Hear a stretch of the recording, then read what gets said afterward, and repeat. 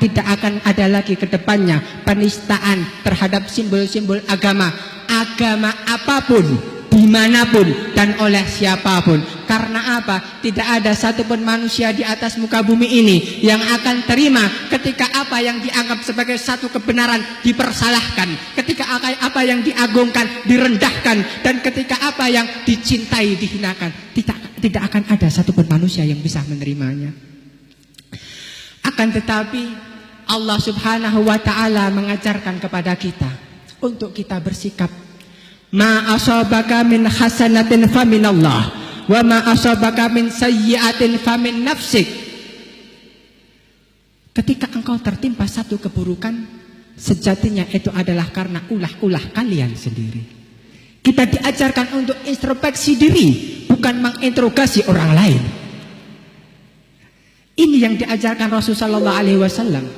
Ketika beliau di Taif, beliau dilempari sampai berlumuran darah tubuh Rasulullah SAW. Tapi apakah Nabi memarahi mereka? Tidak. Tidak sepatah kata pun kalimat buruk terucap dari lisan Rasulullah SAW. Tapi lihat doa Nabi Muhammad SAW. Allahumma ilaika ashku dha'fa quwwati wa qillata hilati wa hawani ala nasi ya arhamar rahimin.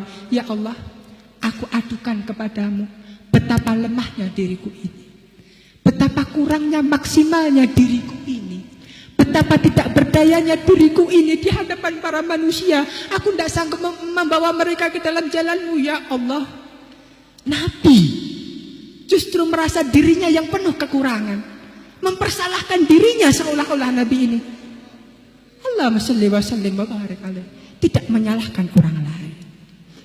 Oleh karena itu Asy-Syaikh Mukhtar Ad-Dasuki ketika beliau mendengar banyaknya pelecehan terhadap Rasulullah SAW, beliau mengatakan, seandainya seluruh alam itu melihat kaum muslimin semua kompak bersatu untuk mengagungkan Nabi, senang dengan Nabi, mengakui kepemimpinan Nabi, maka tidak akan ada orang-orang yang berani lancang untuk melecehkan Nabi Muhammad SAW, dan mereka akan berpikir 1000 kali untuk menyakiti hati umat Islam.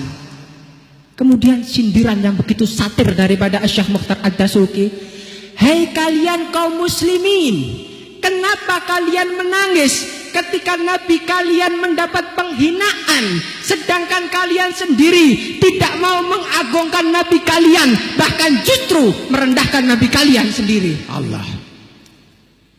Kita lihat sekarang berapa banyak daripada golongan kaum muslimin sendiri yang sudah tidak mau mengagungkan Nabi. Bahkan mereka mengatakan kepada kaum muslimin yang awam, jangan kalian berlebih-lebihan memuji Nabi, jangan kalian berlebih-lebihan mengagungkan manusia, haram hukumnya kultus. Sehingga banyak dari kaum muslimin tidak mau lagi datang ke majelis maulid, tidak mau lagi datang ke majelis sholawat. Karena apa? Karena takut dikatakan kultus kepada Nabi. Padahal saya ingin katakan, kultus di dalam agama itu adalah harus.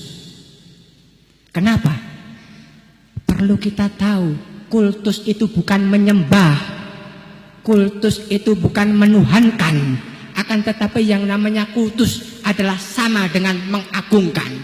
Mengagungkan artinya adalah memuliakan. Memuliakan artinya adalah sangat menghormat, memberikan penghormatan secara berlebih. Kultus silahkan cek di kamus, artinya adalah penghormatan secara berlebih-lebihan. Sangat menghormat tidak dilarang, sama dengan mengagungkan. Allah sendiri mengatakan, waman yu'adzim sya'airallah fa innaha min taqwal qulub. Siapa yang mengagungkan perlambang Allah di atas muka bumi ini, Allah tidak mengatakan itu haram, itu dosa, itu syirik. Tidak. Justru Allah mengatakan fa innaha min taqwal qulub.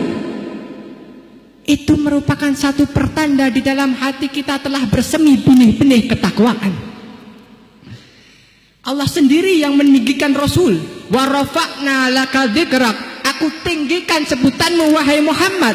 meninggikan itu menjadikan beliau di tempat yang lebih tinggi, bukan sama dengan yang lain. Kita lihat bagaimana perlakuan para sahabat kepada Nabi Muhammad sallallahu alaihi wasallam. Sayyidina Urwah bin Mas'ud ketika beliau belum memeluk Islam, beliau menggambarkan pribadi sahabat Nabi Muhammad sallallahu alaihi wasallam. Aku pernah melihat Raja Persia di kerajaannya. Aku pernah melihat Kaisar Rom di istananya. Aku pernah melihat Najasyi di atas singgasananya. Tapi aku tidak pernah melihat satu raja yang diagungkan melebihi diagungkannya Muhammad oleh para sahabat-sahabatnya. Ketika Muhammad berwudu, sisa air wudu dibuat rebutan oleh para sahabatnya. Bahkan mereka hampir berbunuhan untuk mendapatkan sisa air wudu Muhammad. Ketika Muhammad berludah mengeluarkan dahak, tidak sampai dahak itu ke atas bumi, melainkan telah ditadah oleh tangan para sahabatnya. Tidaklah sehelai rambut itu turun, jatuh sehelai rambut Nabi Muhammad sallallahu alaihi wasallam, melainkan langsung dipungut oleh para sahabat dan disimpan oleh para sahabat. Tidaklah mereka berbicara di hadapan Rasul sallallahu alaihi wasallam, melainkan dengan merendahkan suaranya. Tidak berani menajamkan pandangan dengan Rasul sallallahu alaihi wasallam. Dan mereka para sahabat ketika di hadapan Rasul sallallahu alaihi wasallam menundukkan kepala mereka seakan-akan ada burung yang hinggap di atas kepalanya. Allahumma shalli wa sallim wa barik alaihi. Ini perlakuan para sahabat. Tidak menganggap biasa Rasul sallallahu alaihi wasallam. Sedang mereka yang menganggap Rasul sallallahu alaihi, mereka menganggap para nabi biasa-biasa saja, tidak lain adalah orang-orang kafir yang telah dihancurkan oleh Allah Subhanahu wa taala. Sebagaimana kaum daripada Nabi Allah Saleh, kaum Nabi Allah Hud alaihissalam yang mengatakan ma ra'ainaka illa basyaram mithlana. Ma anta illa basyarum mithluna. Kamu hai Nabi Saleh, hai Hud, Saleh, sama seperti aku, sama-sama manusianya. Kenapa aku harus menghormatimu? Kenapa aku harus memuliakanmu? Ini kita tinggal pilih. Mau pilih ikut sahabat Nabi Muhammad sallallahu alaihi wasallam yang telah dinas oleh Al-Qur'an, ulaika humul mu'minuna haqqan. Mereka para sahabat Nabi adalah orang-orang beriman yang sejati. Atau pilih ikut kaumnya Nabi Saleh atau kaum Nabi Hud yang dihancurkan oleh Allah Subhanahu wa taala dengan siksanya. Hadirin yang dirahmati Allah, sebagai penutup, Sayyid Ali bin Abdurrahman Al-Jufri pernah mengatakan, ma asabakum illa bitakhallufikum anin Nabi sallallahu alaihi wasallam. Apa yang menimpa kalian dewasa ini sejatinya adalah dikarenakan kejauhannya kalian dari Rasul sallallahu alaihi wasallam. Seandainya kalian mau kembali kepada Rasul, kembali mendekat kepada Nabi Muhammad sallallahu alaihi wasallam dengan mencintai, mengagungkan, mengikuti dan berpegang teguh kepada sunnah Nabi sallallahu alaihi wasallam, maka tidak akan ada musuh yang berani mendekat kepada kalian. Dan kejayaan mereka ke atas kalian sebenarnya bukan karena kekuatan mereka, akan tetapi dikarenakan kelemahan kalian sendiri. Oleh karena itu, mari kita introspeksi diri kita sendiri. Sejauh mana pengamalan kita terhadap sunnah Nabi Muhammad sallallahu alaihi wasallam? Sejauh mana pengamalan kita terhadap Al-Qur'anul Karim? Kalau Rasul sallallahu alaihi wasallam pernah disifatkan di dalam Simtud Durar, idza da'ahul miskinu ajabahu ijabatan muajjalah. Kalau Nabi sallallahu alaihi wasallam dipanggil, diseru oleh orang-orang miskin, langsung bersegera Rasul sallallahu alaihi wasallam menjawab. Kemudian bagaimana dengan kita? Kita yang diberi amanah oleh Allah Subhanahu wa taala berupa harta kekayaan, sudahkah kita mendekati orang-orang miskin dan memuliakan orang miskin? Atau justru sebaliknya, si kaya lebih senang kumpul dengan si kaya? Ketika kumpul antara orang miskin dan kaya dalam satu majalis, si miskin tak pernah disapa. Yang diajak berjabat tangan hanyalah orang-orang yang kaya. Mereka orang-orang yang kaya jijik bersalaman dengan orang-orang si miskin. Si miskin tak pernah diajak bicara. Yang diajak bicara hanyalah orang-orang yang dianggapnya selevel dengan dirinya.